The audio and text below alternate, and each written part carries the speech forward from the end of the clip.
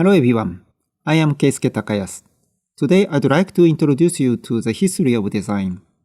As design studies in an interdisciplinary field covering sociology, engineering, aesthetics, and so on, I hope this talk will be meaningful for everyone. In my talk today, I'd like to examine the concept of design itself and the history of design from an Asian perspective, and finally I'd like to propose a future-oriented, cross-cultural approach to design research. First, let me introduce myself briefly. My field of study is aesthetics as an art theory focusing on design as an applied art. I have worked mainly with the history of modern design, the aesthetic of craft and industrial products, and the theory of visual communication. My recent interests cover the ethics of social design, the aesthetic of critical design, and the practice of food design. The principal question of aesthetics as a philosophy of art is, what is art? Certainly, we cannot define art because the boundaries are blurred. However, we can explain art by focusing on the periphery. What is in the periphery I call design. Does it sound strange to you when you hear the word ancient design? What should we think of when we hear the word ancient design? Something like this. It might be possible to use this term, but it sounds a bit awkward. That is, the word design already implies modernity, and design is more or less modern design. The history of design is often considered to begin with the Great Exhibition held in London in 1851. There are certainly good reasons for this. It is because England was one of the first countries to go through the Industrial Revolution, and also because the exhibition led to measures to promote design as a practice that determined what a product should be before mass production. This is a classic of design history. It was written by Nikolaus Pevsner in 1936. He was a German art historian who immigrated from Germany to England in 1933. The title of the first edition of this book was Pioneers of Modern Movement, but the subtitle remains unchanged. William Morris is still regarded as an important designer, and the Baja founded by Walter Gropius is also very famous. So Pevsner created the prototype of modern design history, starting with the Industrial Revolution. Recently, more and more research is being done on design in Asian region. Here is an encyclopedia of East Asian design. This encyclopedia was edited by Professor Emeritus Haruhiko Fujita of Osaka University. Originally, this was planned to be a 4-volume dictionary of Asian design. Volume 1, East Asia. Volume 2, South and Southeast Asia. Volume 3, Western and Central Asia, and Volume 4, Transcultural Issues in Asian Design. However, only the first volume was printed. The chapters were divided according to different countries, and each chapter includes several articles on the concerned country. For example, Japan has 39 articles written by Western and Eastern scholars. This encyclopedia is the most important achievement in the study of Asian design history. Now, I'd like to point out 3 important problems or questions associated with such a study of design history. I believe that similar problems can be found in other cultural studies. First, how can design history be described before the word design was used? Second, is design considered modern in the West, modern in non-Western context? Third, how can national images be discussed in design history? Before answering these questions, let us first look at some cases from Japanese history. This is a type of Japanese ancient pottery displayed along with contemporary art in an art museum in Britain. This type of display has been controversial because the art is separated from its original context. Called a flame-shaped earthenware, this is certainly a beautiful object, but the prehistoric people did not create it as an art in the modern sense. Even though it has a purpose as a kind of vessel, the ancient people are not even conscious of its design. This is a folding screen painted Tohaka Hasegawa at the end of the 16th century. It is considered a masterpiece of ink painting, and here we can see a kind of minimalism, which is likely to be considered Japanese aesthetics. This is perhaps one of the most representative work of Japanese decorative art. It is a folding screen created in the beginning of the 18th century by Korin Ogata. Following his works, a school of decorative art was formed, which was later called Rinpa after his name Korin. We must also consider modern cases. Let us take a look at the scenery here. This is a landscape in front of the Tokyo station. Here you can see three kinds of modernity. The building on the left is a Tokyo Railway Station. It was designed by Kingo Tatsuno and completed in 1914. Kingo Tatsuno belongs to the first generation of Japanese architects who designed Western-style buildings. This building is classical for the West, but modern for the Japanese, because Japan's modernization has been almost synonymous with Westernization. The second is the Tokyo Central Post Office. This was designed by Tetsuro Yoshida in 1931. This is modern architecture in the truest sense, with a typical modern style. It is based on straight lines without any ornamentation. However, this building actually does not exist except for its surface. This is a view of the building from the inside. The framework of the former post office is exposed. On the right is a newly constructed building. The interior was designed by Kengo Kuma. The third one was built on the site of this post office. This skyscraper is modern in the sense that it is simply new. Now let us consider the first question. The question is how to describe the history of design before the word design was used. This is the most fundamental question in design history, and it is not limited to non-Western contexts. In non-English speaking European countries, as far as I can see, the English word design became common only after the 1970s, although the situation may vary from country to country. For this question, the first thing we can do is to find a word that corresponds to the word design in each region or period and examine the meaning of that word closely. This procedure cannot be applied to prehistoric objects as we have just seen, but it should be valid for any period for which history can be told in the first place. This chart shows the case of Japan. From the top, it shows the transition of the word for design. In Japanese, the oldest term used to describe design is isho. This word still remains a legal term for design.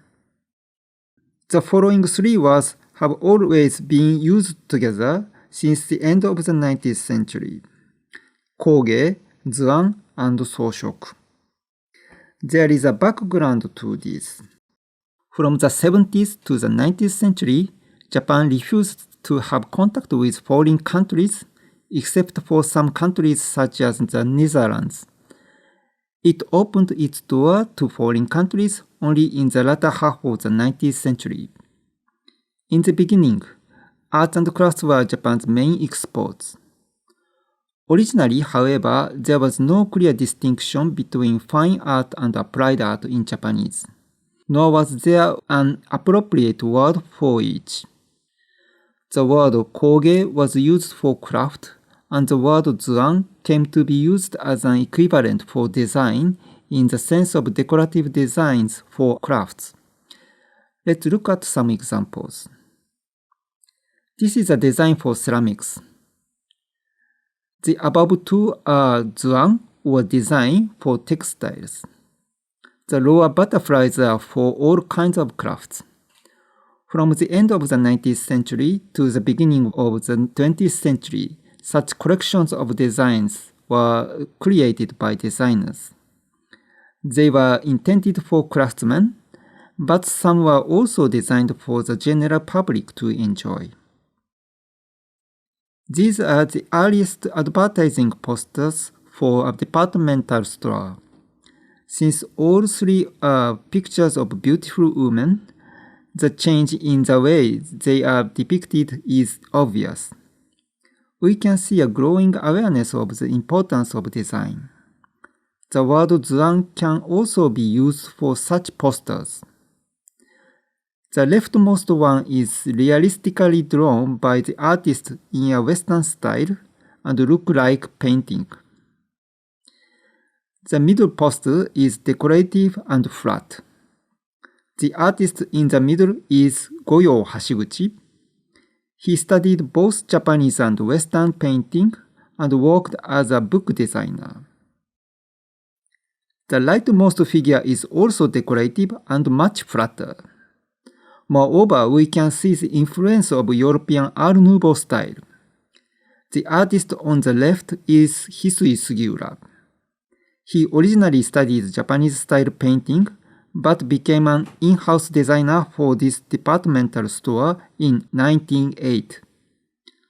Although the term graphic design was not used at that time, Sugiura was actually a pioneer of graphic design in Japan. All the work we have seen here were called zuan.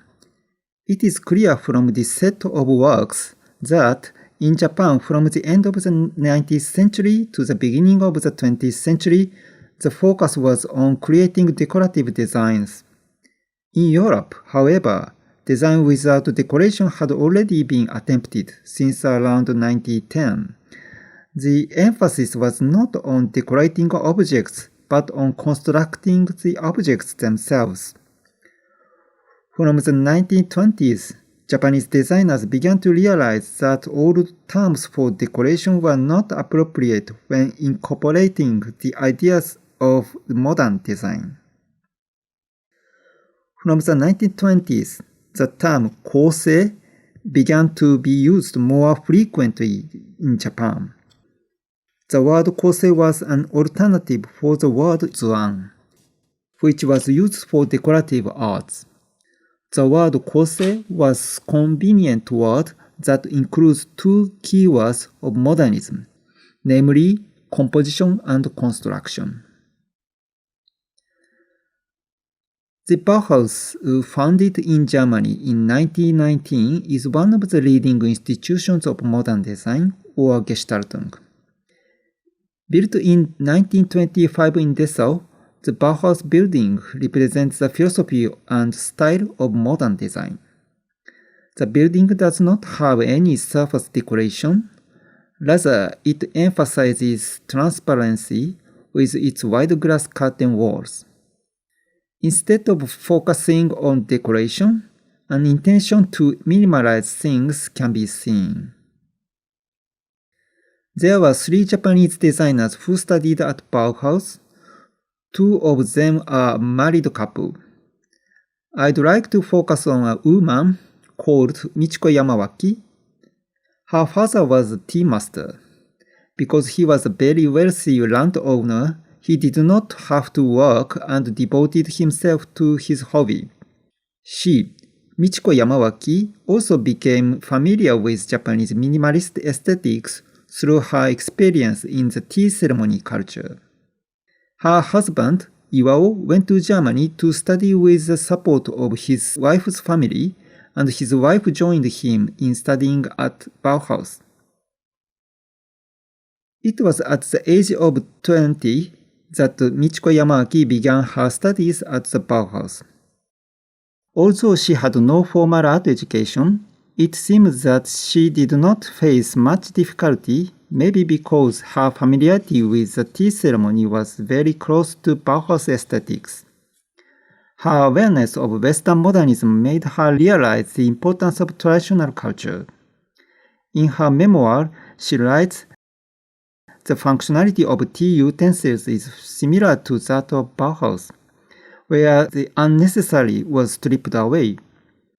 After eliminating waste to the utmost limit, the few elements that are left have a presence and harmony as if they were there from the beginning."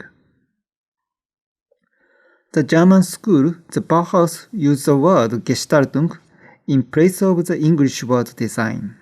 When the Yamawaki couple returned to Japan and introduced the Bauhaus ideas of Gestaltung, they used the word Kosei, which implied both composition and construction.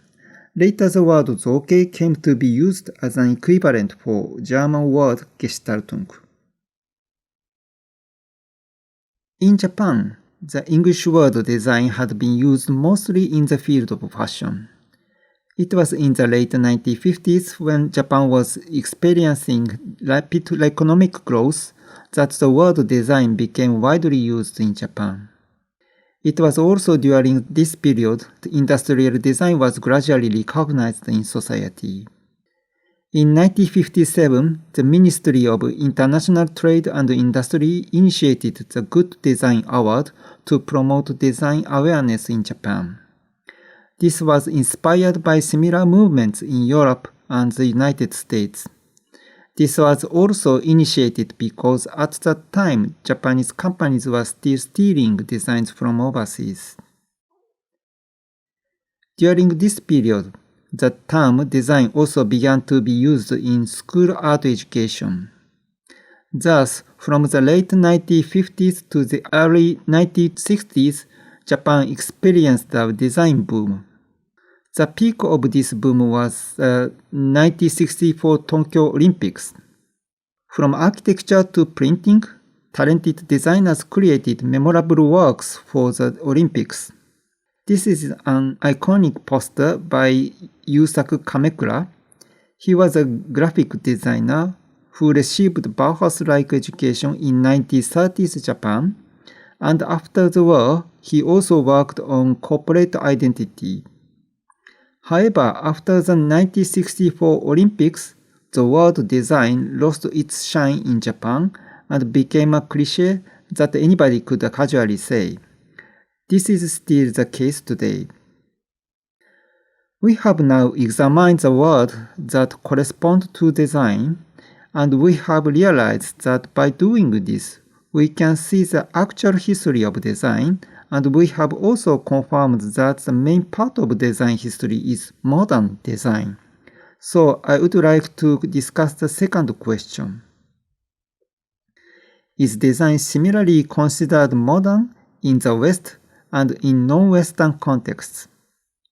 To put the question more precisely, is design considered modern in the West, modern in non-Western contexts? So again, we go back to the beginning of the 20th century because the same thing was happening all over again. The Art Nouveau movement, which flourished in Europe around 1900, had a great influence on Japanese artists. Let us turn our attention to two artists.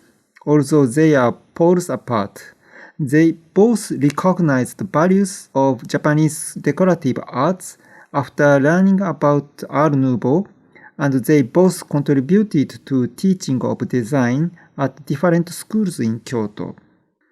Chu Asai, the man on the left, studied Western painting and became a professor before going to France in 1900 to study painting. In France, however, Asai recognized the importance of design, when he saw that Art Nouveau was at its height. He returned to Japan in 1992 and engaged in design education in Kyoto, while at the same time working on designs for crafts and illustrations for magazines. Although Asai was inspired by Art Nouveau, he also discovered the merits of Japanese decorative art and popular painting, which he incorporated into his own designs. Sekka Kamisaka, figure on the right, studied Japanese painting. Kamisaka also came to Europe in 1991 and witnessed the Art Nouveau boom, but he concluded that Japanese artists did not need to imitate Art Nouveau because Japan already had an excellent decorative art tradition. Kamisaka was a self-confessed successor to the Japanese decorative arts, especially the Rinpa school. In Kyoto, the old capital city, Kamisaka also drew decorative designs for craft works and devoted himself to teaching design. Let's get to the point. Since Japan's opening of the country in the late 19th century, decorative arts were important Japanese exports.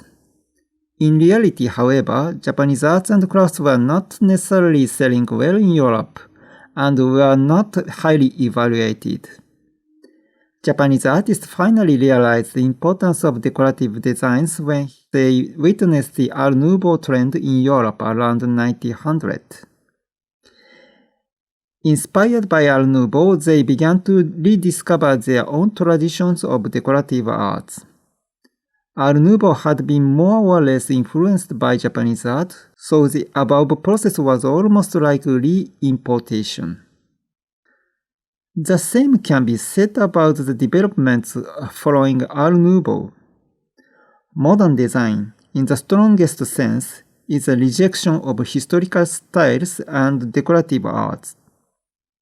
In the West, design without ornamentation was attempted from around 1910, and in architecture, it was in the 1920s that the international style was established. For example, this is a Baja school building designed by Gropius. This is a house designed by Le Corbusier. In the Netherlands, Mondrian's painting had a great influence on designers. During this period, movements in Europe were transmitted to Japan quite rapidly. Here is a building we viewed a while ago, the Tokyo Central Post Office near Tokyo Railway Station, which was completed in 1933 following the international style of modern design.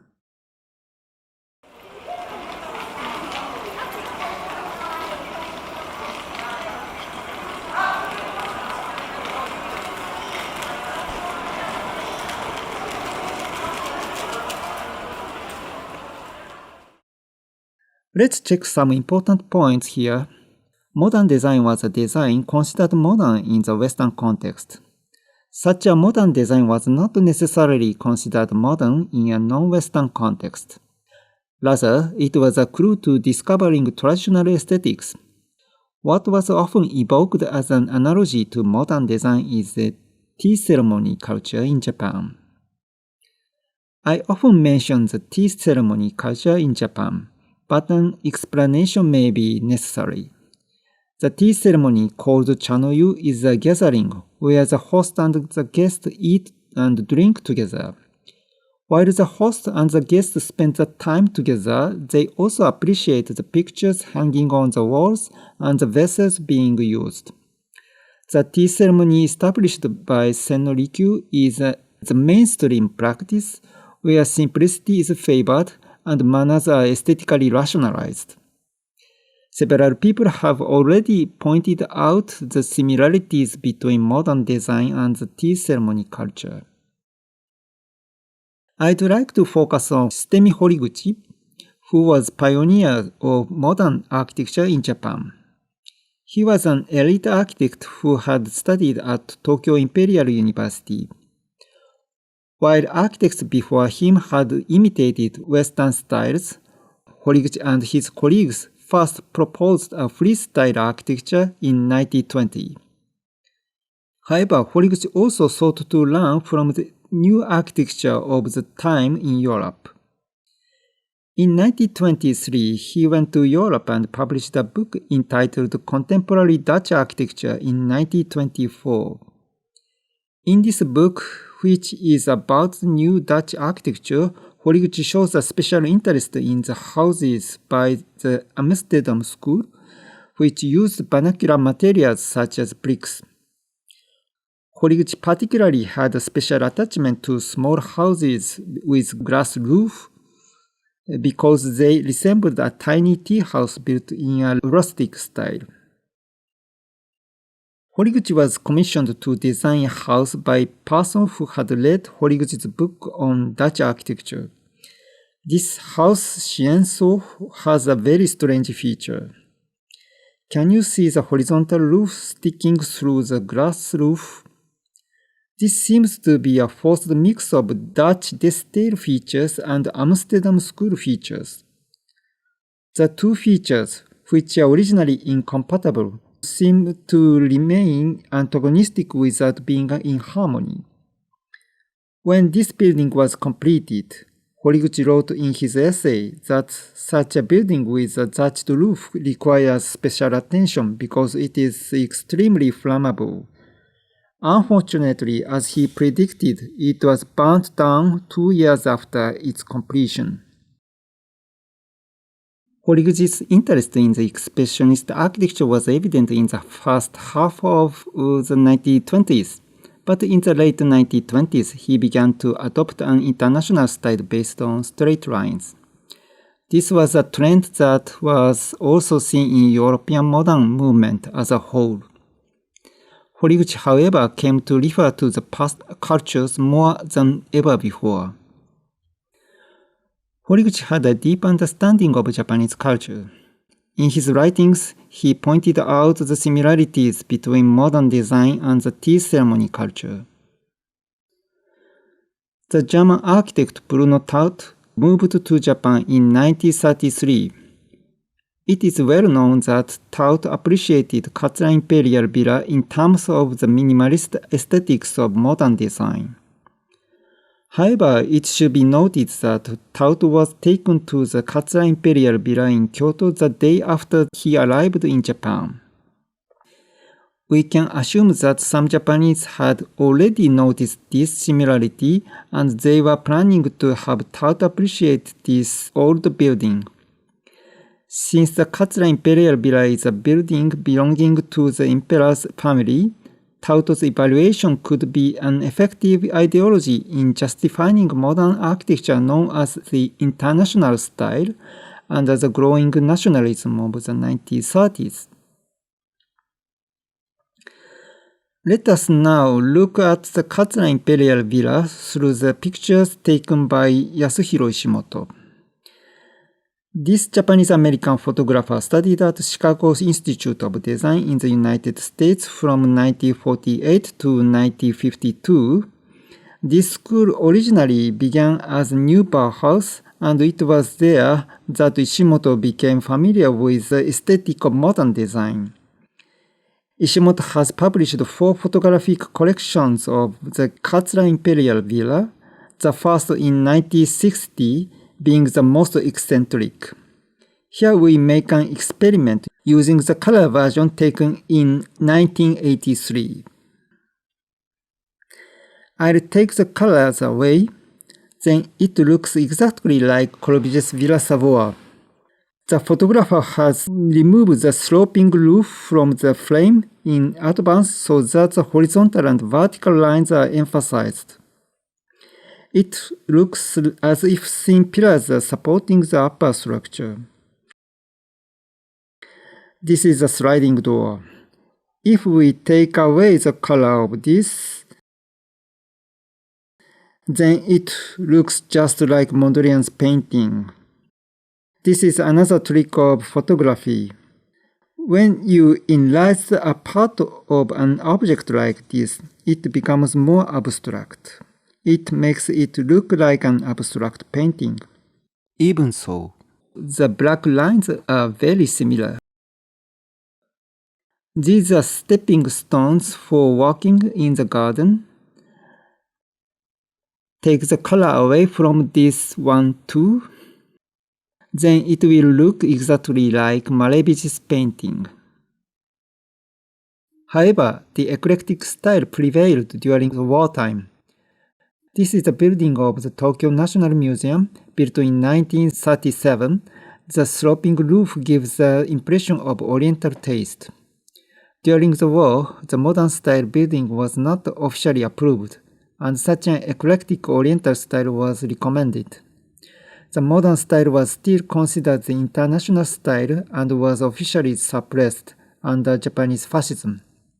Although at the level of civic life, rationalistic design could be encouraged simply because of the lack of goods. This is a building of the Hiroshima Peace Memorial Museum designed by Kenzo Tange. After the war ended, Tange, who was a modernist, was fully convinced to design this building in a truly international style, while at the same time making it resemble a traditional udon structure such as the Katra Imperial Villa. From the front, the rectangular structure appears to be supported by thin pillars. It has an ambiguous style, giving both cosmopolitan and ethnic feel. Now that we have examined the meaning of modern in a non-Western context, we must ask how we should view such cases concerning national identity in design. The third question I would like to consider is the question of what is chosen for a given situation, both outside and inside the country, from among the various images of a nation. This encyclopedia, which I have just introduced, is divided into chapters by different countries. In the section on Japan, there are 39 articles, almost all of which are written by different authors. The more the authors, the more diverse images of a single nation. But in this case, how should we understand the diverse images? My question is, how can we systematically understand the diverse images of a nation or a country? I had several opportunities to introduce Japanese culture in the past, but I am always wondering how to do this. The purpose of today's lecture is not to introduce Japanese culture, but to present a way of understanding the national images or national identities. Now I am going to show you some Japanese examples in order to demonstrate how to deal with the images of a nation or a country. Here we see some gaps in national identities or national images. What are the differences between them? The major gap in images seems to be the difference between historical and contemporary images, between elegant and popular images, between adult and child images, and between simple and excessive images. The first thing to consider is the issue of diversity of taste or preference in a society. A country's culture is never homogeneous. However, it is not true that there is no accounting for taste, because our cultural orientation is conditioned by our social environment. Here, I'd like to refer to the theory of sociologist Pierre Bourdieu. It is interesting to note that he distinguished 4 major cultural domains according to the amount of cultural and economic capital. They are the intellectual habitus, the wealthy habitus, the middle-class habitus, and the commoner habitus. Characteristic to the social spheres is an aesthetic behavior, but there are 2 types. According to Bourdieu, the cultured value moderation, while the rich prefer flamboyance.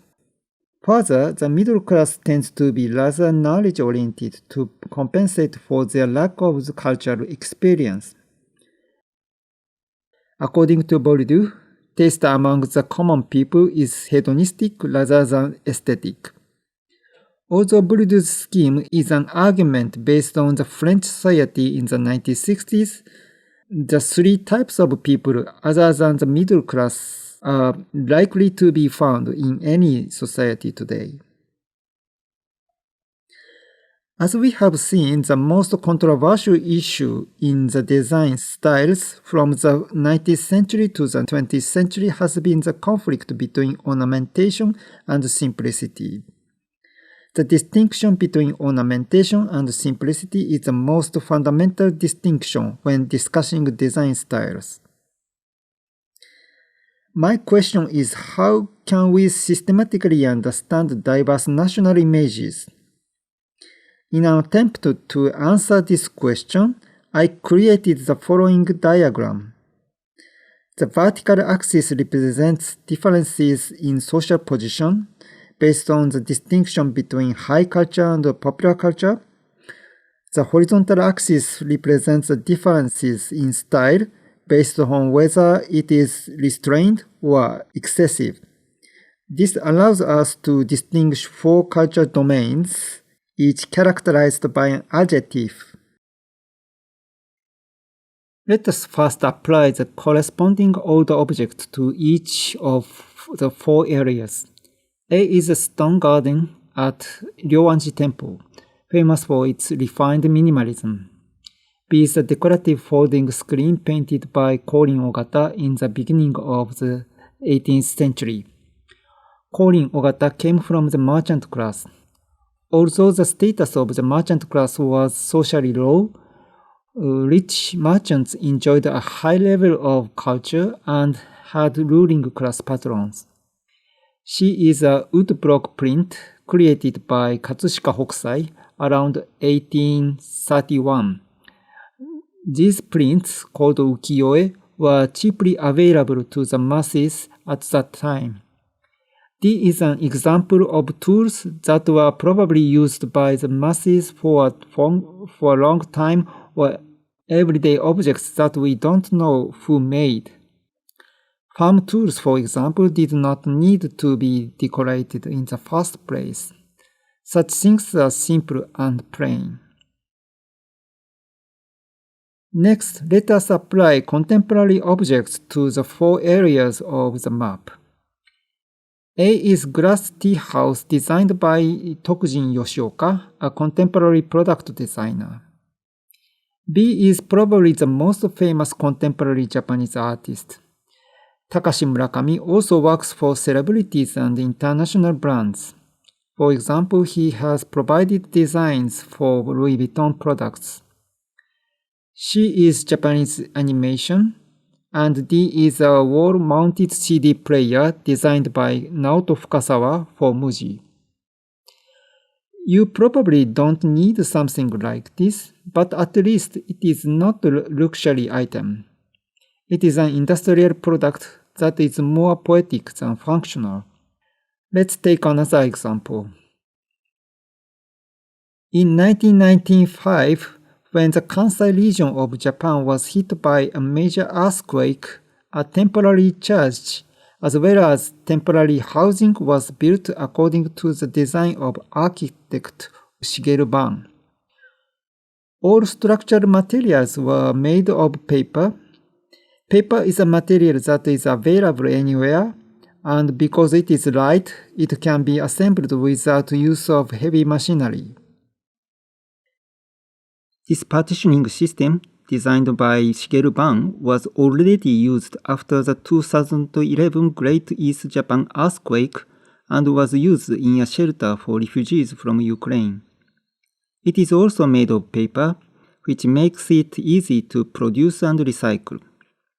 Ban's work is global in scope, so it may not be Japanese design, but it is nonetheless needed in a country prone to natural disasters, and it reminds us once again of the traditional aesthetics of minimalism.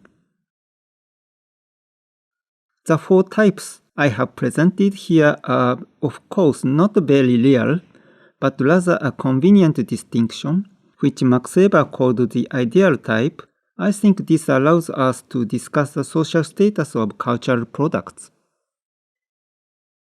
I have discussed 3 questions so far.